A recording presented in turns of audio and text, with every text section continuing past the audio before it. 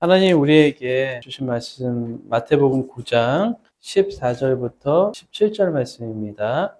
오늘은 새 술은 새 부대라는 제목으로 하나님 말씀을 나눕니다. 부제는 그 환희의 기쁨으로 소제목을 붙였습니다. 우리가 성경을 모르는 사람들도 새 술은 새 부대라는 말은 너무나 잘 알고 있습니다. 근데 성경에서 그게 무슨 의미로 쓰였는지는 아마 모르는 사람들이 많이 있을 것입니다. 오늘 이 말씀은 금식 논쟁 때문에 생긴 거예요. 14절에 보면 이 질문이 논쟁을 이제 촉발하죠.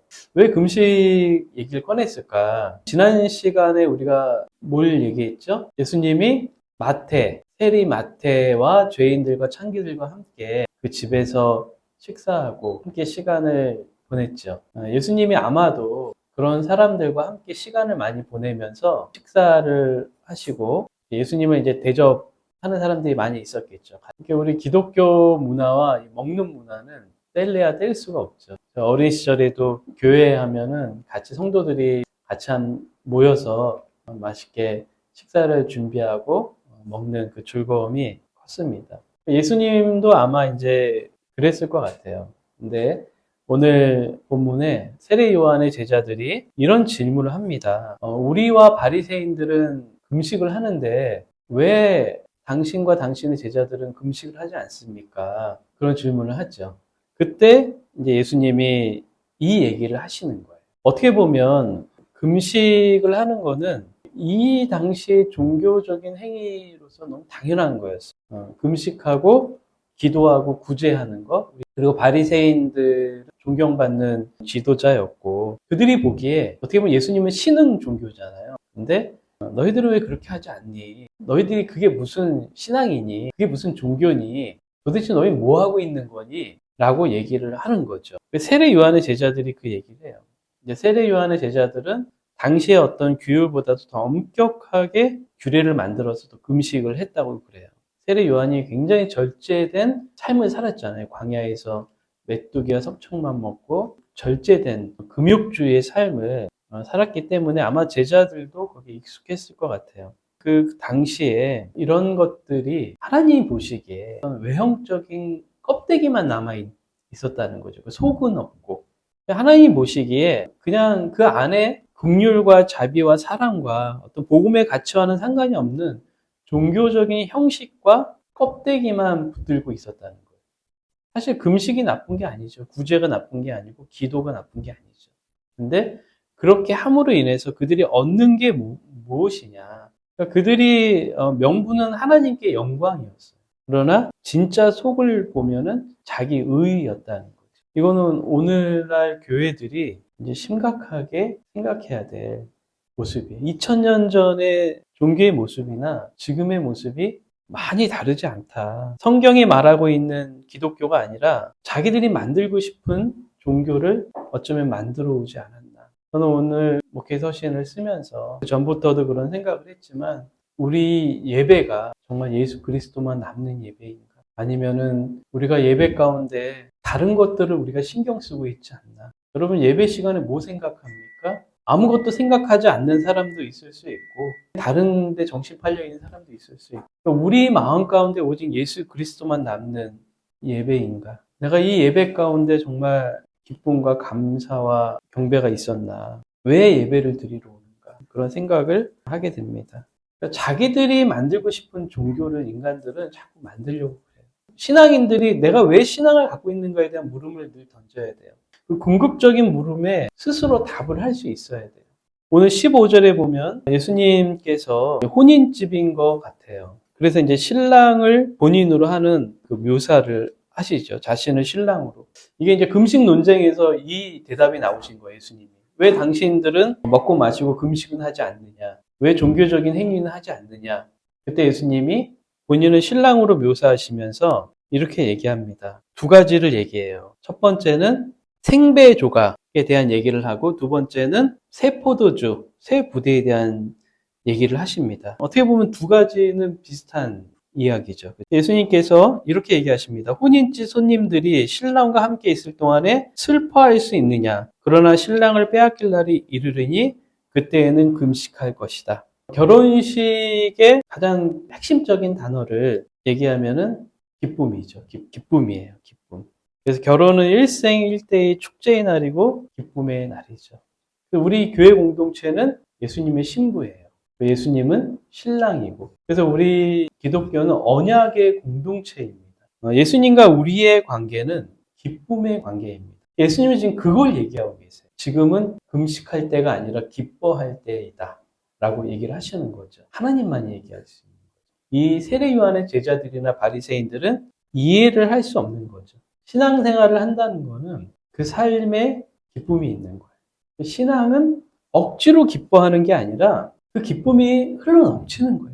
그래서 모든 삶의 문제들이 많이 있지만 그 문제들을 뛰어넘을 수 있는, 그 문제들을 상쇄할 수 있는 기쁨이 바로 예수 그리스도라는 거예요. 우리 인생의 답이 예수 그리스도에게 있다고 늘 얘기하고 있죠. 저도 이 얘기를 수백 번, 수천 번 들었어요. 어린 시절로. 근데 이게 진정으로 깨달아지는 건 굉장히 시간이 오래 지나고 나서요. 그래서 우리가 이거 하나면 되겠구나. 세상의 어떤 결핍과 부족이 흔들 수 없는 그 무엇과도 바꿀 수 없는 기쁨을 갖는 것. 그게 바로 우리의 신앙이라는 거죠. 그래서 진짜 신앙을 가져야 돼요. 진짜 껍데기만 갖고 있으면 안 되고 진짜 신앙을 가져야 돼요. 기쁨에 대한 얘기를 하시면서 예수님께서 또 다른 얘기를 하세요. 신랑을 빼앗길 날이 올 것이다. 이렇게 얘기를 하세요. 예수님의 죽음을 암시하는 거예요. 사실 이제 새 술은 새 부대라는 말을 할 때 종교개혁 주간에 이 본문을 많이 얘기합니다. 근데 진짜 종교개혁은 예수 그리스도께서 십자가에 죽으신 사건이 교회 안에 선명한 가치로 남을 때, 교회 안에서 보여질 때, 그게 진짜 종교개혁이죠. 개혁은 제도를 뒤집어 버리는 게 아니라 예수님만 남는 거예요. 우리의 삶에서, 나의 삶에서 예수님만 남는 것. 그게 진정한 우리 안에 어떻게 보면 평생 싸워 나가야 돼. 과연 나는 예수님만 남는가, 내 삶에. 그게 무슨 의미인가? 나는 알고 있는가? 깨달아지고 있는가? 예수님이 신랑을 빼앗길 날이 온다, 반드시. 그때 금식하라. 그때 슬퍼하라. 이렇게 얘기하고 있죠. 그리고 두 가지 이화를 얘기하십니다. 생배 조각을 헤어진 옷에 덧붙이는 거. 그리고 두 번째는 새 포도주를 낡은 가죽 부대에 넣지 말라.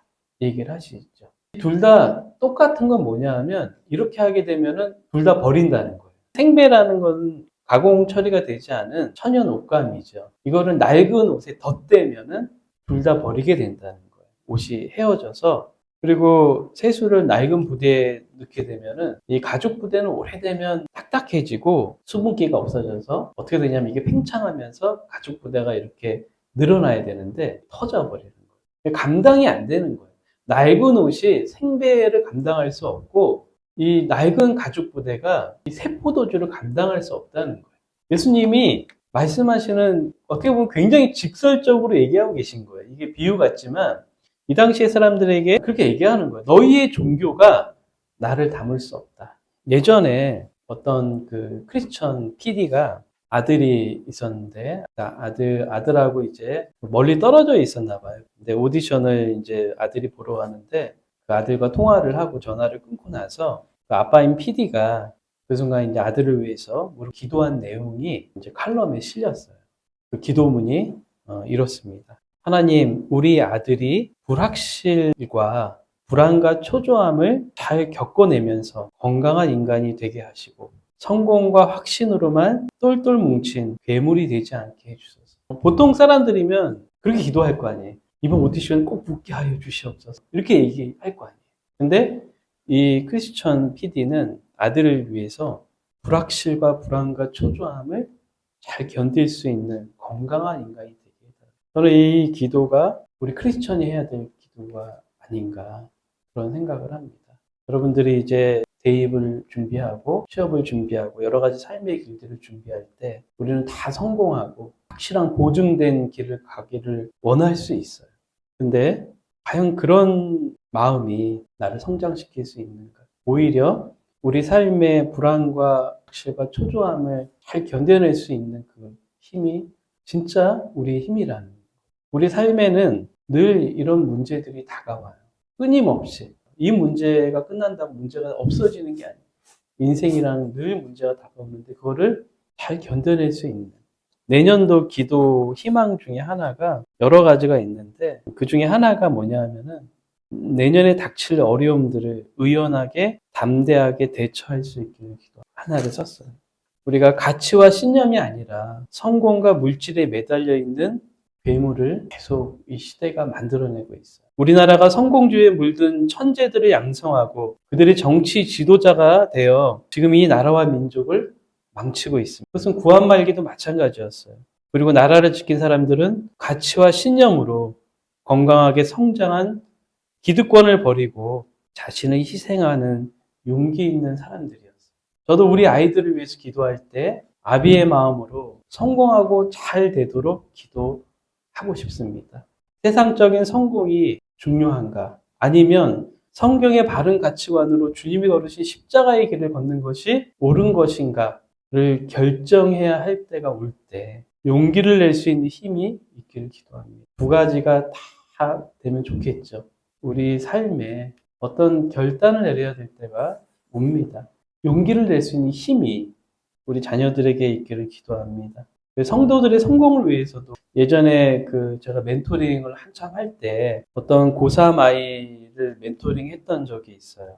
부모는 그 아이에게 재수하지 말아라, 힘들게 살지 말아라 그런 얘기를 해요. 근데 제가 그때 그 아이에게 그런 마음이었던 것 같아요. 힘들게 살지 않는 것이 좋은 것이 아니라 이 길이 고난의 어려움의 길일지라도 겪기를 바랬어요. 왜냐하면 그 아이의 성장을 위해서 가시밭길을 걷기를 바랬어요. 왜냐하면 그곳에 너의 성장이 있기 때문이다. 이렇게 얘기를 했던 기억이 나요. 어떤 부모도 자식이 고생하길 바라지 않아요. 심지어 군대도 안 가길 바라고. 근데 항상 성장의 그 중요한 성장점에 고통이 있어요. 편안하게 자란 사람들이 성장을 잘 못하죠. 성공보다 더 중요한 가치가 성경이 약속한 십자가의 면류관을 향해서 우리가 약해지지 않고 주님이 오라 하는 길이라면 온 세상을 기꺼이 던질 수 있는, 그리고 우리 안에 있는 성공의 기준이 무너지는, 그리고 건강한 성경관으로 회복될 수 있기를 주님의 이름으로 축원합니다. 그게 쉽게 무너지지가 않아요. 과연 나는 예수 그리스도를 담아낼 수 있는 그릇인가? 성경은 우리에게 뭐라고 얘기합니까? 너희가 거룩한 성전인 것을 알라 그렇게 얘기해요. 우리 개개인을 보고 너희가 거룩한 성전이다. 예수 그리스도를 담아낼 새 부대인 거죠, 우리가 예수 그리스도만 남는 개혁이 우리 삶 가운데 있기를 바랍니다. 세수를 담아낼 수 있는 내 자신이 새 부대가 될 수 있기를 바랍니다. 그래서 세수를 담는 그 기쁨이 충만하기를 기도합니다. 이 나라를 위해서도 기도합니다. 세수를 담아낼 수 있는 새 부대가 되기를 기도합니다. 그래서 이 온 나라에 세수를 새 부대에 담은 그 기쁨이, 그 환희가 충만할 수 있기를 기도합니다. 우리 함께 다 같이 기도합니다.